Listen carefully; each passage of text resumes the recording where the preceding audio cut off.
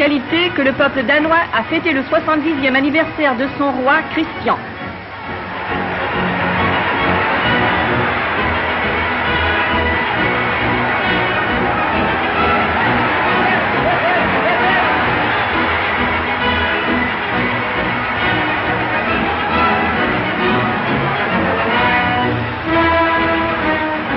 À travers les rues de Copenhague.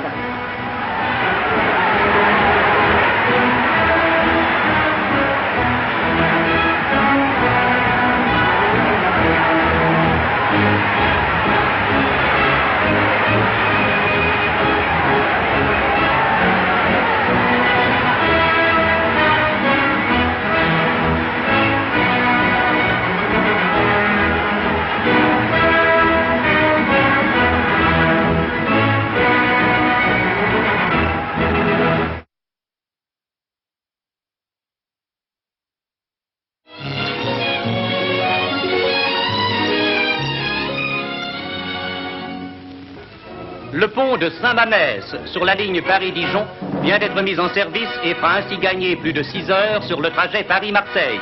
Signalons que la construction de la passerelle provisoire, remplaçant l'arche détruite, a été accomplie en un temps record. En effet, les travaux ont commencé le 25 août et ont été achevés le 2 octobre.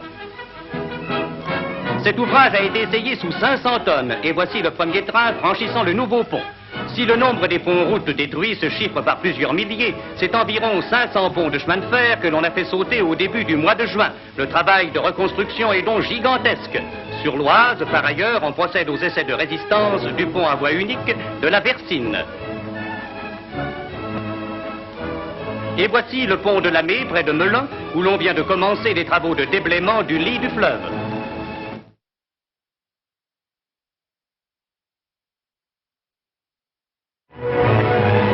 Le comte Ciano, ministre des Affaires étrangères italien, est arrivé dans la capitale pour y signer le pacte de Berlin qui réunit l'Allemagne, l'Italie et le Japon en un bloc décisif. Le Japon reconnaît à l'Allemagne et à l'Italie le droit de réorganiser l'Europe, alors que ces deux pays reconnaissent au Japon le droit de direction dans les régions asiatiques de l'Extrême-Orient. Ce pacte constitue un bloc de 250 millions d'âmes qui est destiné au rétablissement de la paix mondiale.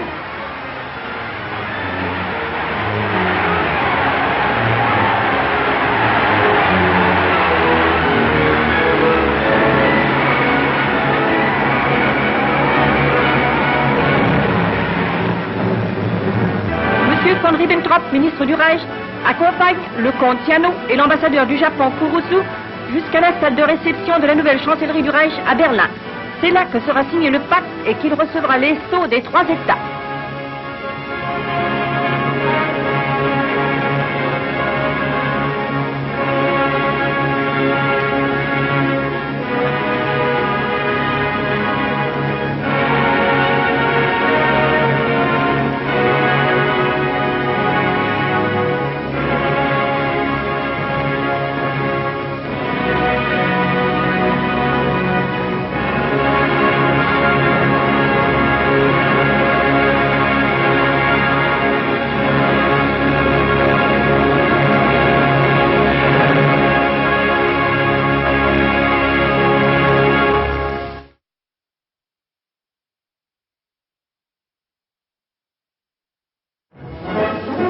Le premier dimanche de collecte pour le secours hivernal de guerre de cette année était réservé aux sportifs. Dans tout le Reich eurent lieu des matchs et des représentations.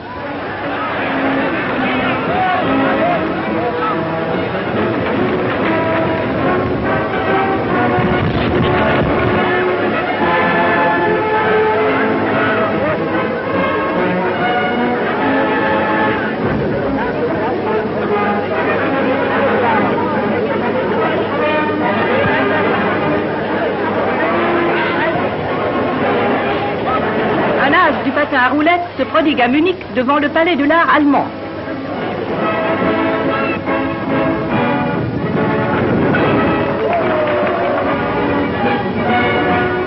Devant la cathédrale de Saint-Étienne à Vienne.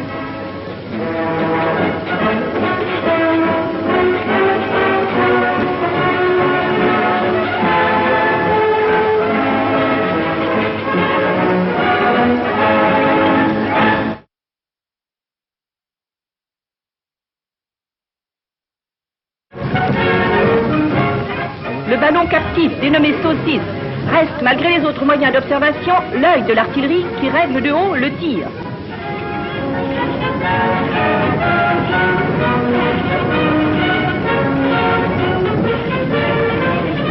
Le ballon captif allemand prête à l'ascension.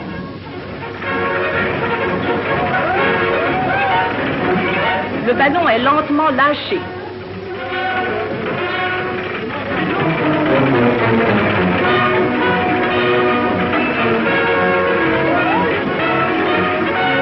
L'observateur reste en liaison téléphonique constante avec la Terre.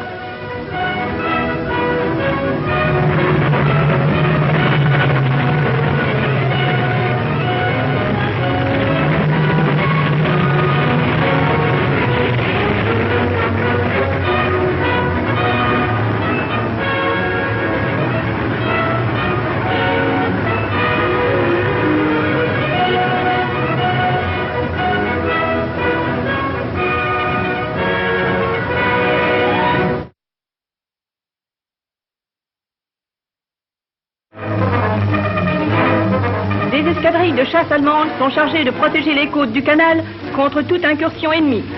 Des appareils ennemis sont annoncés.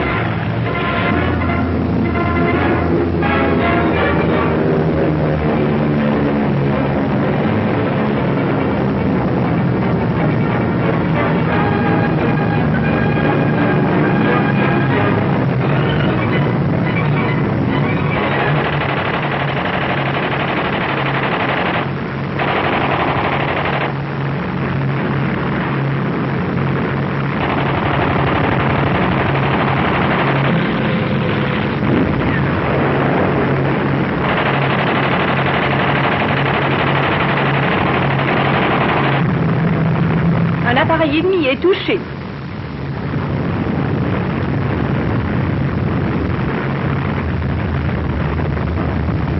Dans les régions occupées dans tout le Reich, la DCA allemande est constamment prête à repousser toute attaque aérienne ennemie.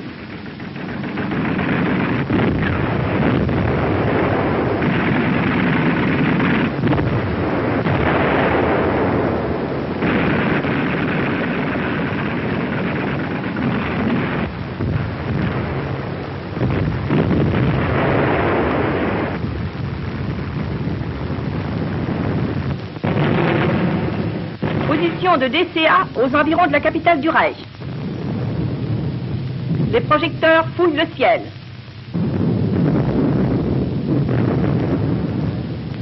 Poste de commandement de la batterie.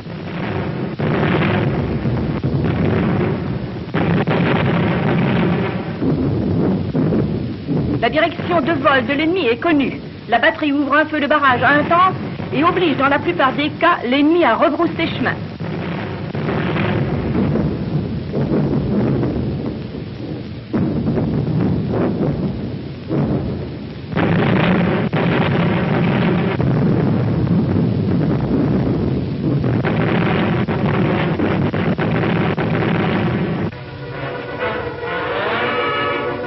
Envol de nuit d'une escadrille de combat allemande vers Londres.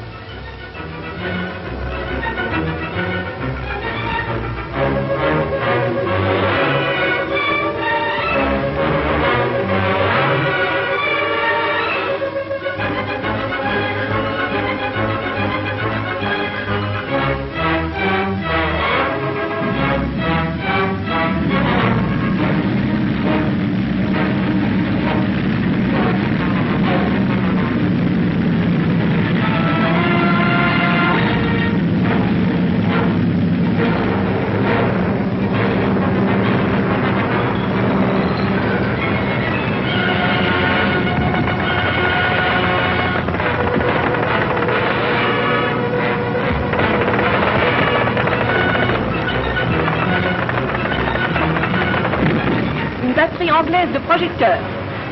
Londres est atteint.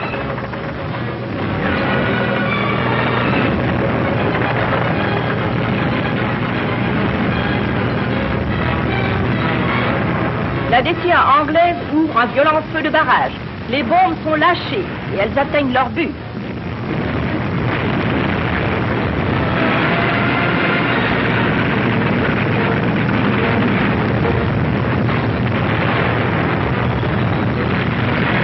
De nombreux incendies se déclarent. Les docks de Londres enflamment. Les coups de l'aviation allemande portés à l'Angleterre se poursuivent régulièrement, sans interruption et avec succès.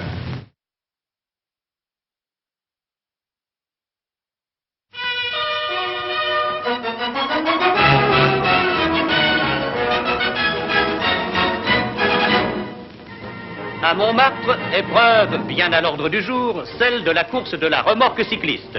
Très entourée, voici Choc et Cotson. De minute en minute, 70 concurrents prennent le départ vers la butte. Une catégorie de l'épreuve est réservée au tandem. Le règlement tient compte de la charge, de la présentation et de l'ingéniosité de la construction.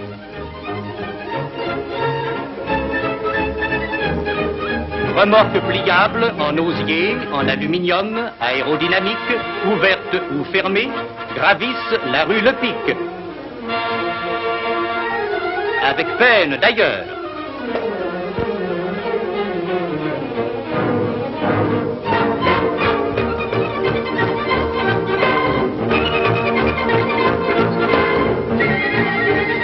Incidents et abandons sont nombreux.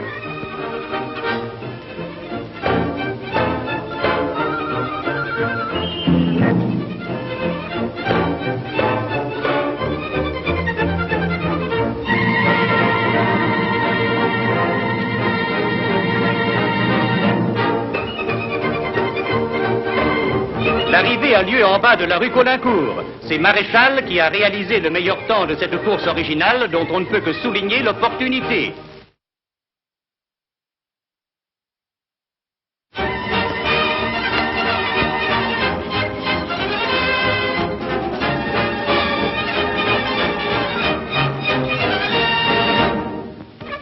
Événement parisien, la réouverture des courses obtient le plus vite des succès.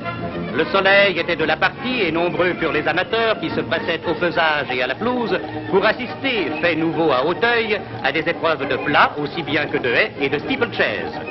Dès le début de la course du prix de Château-Lafite, Canaille mène et tient la tête pendant les 1600 mètres du parcours.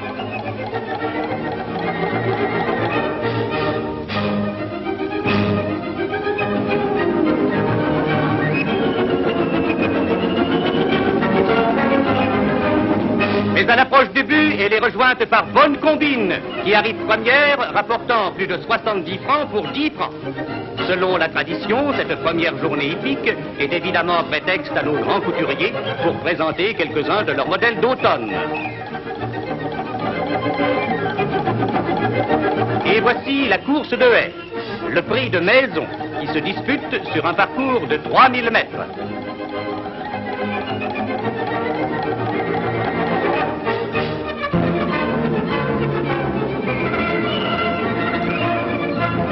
La chute de Fleury élimine un concurrent sérieux.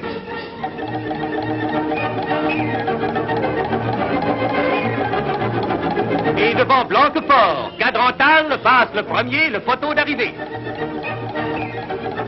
Le prix Patriarche est l'unique épreuve de steeple de la journée. Elle se court sur une distance de 3500 mètres.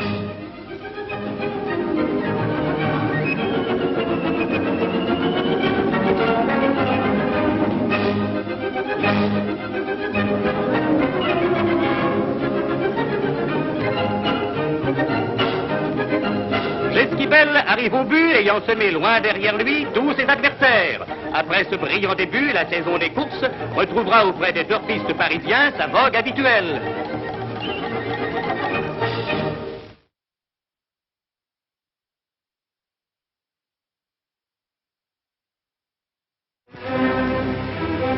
Un centre de récupération dans les régions occupées. Munitions d'aviation provenant d'approvisionnements ennemis.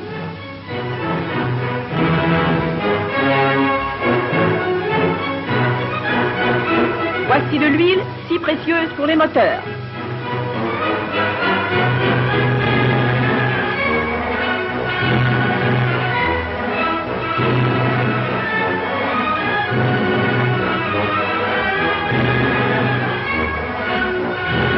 Voilà des batteries complètes de DCA dont la plupart n'a même pas été prise en service.